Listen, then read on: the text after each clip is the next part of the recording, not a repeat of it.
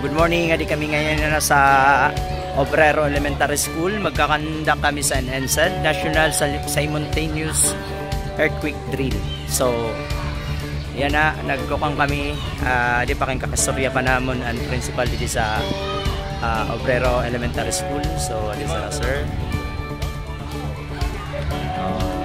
Guys, ini dako mapulig ini para sa mga kabataan.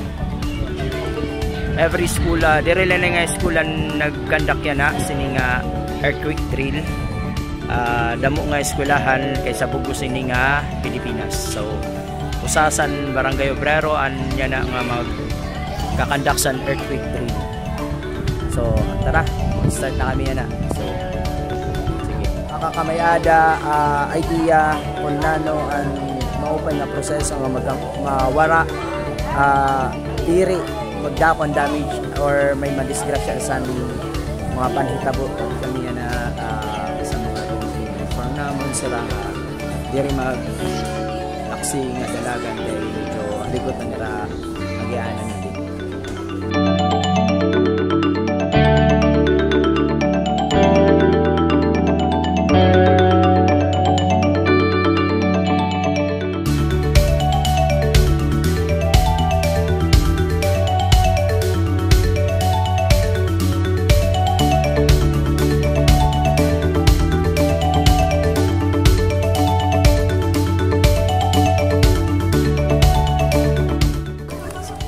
So, always sa pagdalagan, cover your head, idak nato ng tanton ulo. Oo. Dapat an advisor adalot sa niya mga kabataan.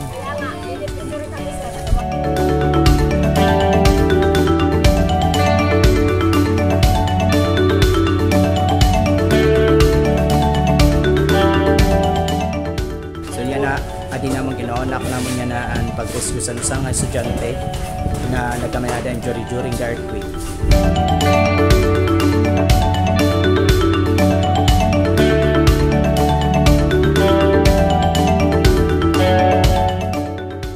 Adi yan ang mga teachers, kikikitan mga rooms to check kay kung may naibilin ba mga kabataan sa ira mga rooms ngan para ma-secure dat nira na kompleto sa paggawas ang mga kabataan. So yan na, papabalik na nira ang mga kabataan kay tungod kay okay na, kompleto na, safe na ang lugar.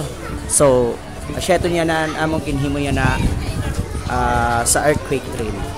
So thank you thank you sa inyong tanan. Punta may damon mahibaro anlat sa inyong mga kabataan para sa era safety during the disaster or calamity nga maabot sa nga ada pa sa school. So sige. Thanks ang EV. Kumusta man sir? Nanuman iyo pagkakuan niya na aton activities nano may bubulig sini sa aton school. Awareness sa kabataan para sa safety. Sa safety. When it comes sa earthquake. Sa earthquake. Yes. So asya niya na. Salamat sa iyo sir. Nagkamaya ka activities. Okay. Sa Obrero Elementary School, diyan na nga naka-conduct siya san earthquake drill. So, congrats sa iyo. Thank you ma'am. Say hi to my vlog.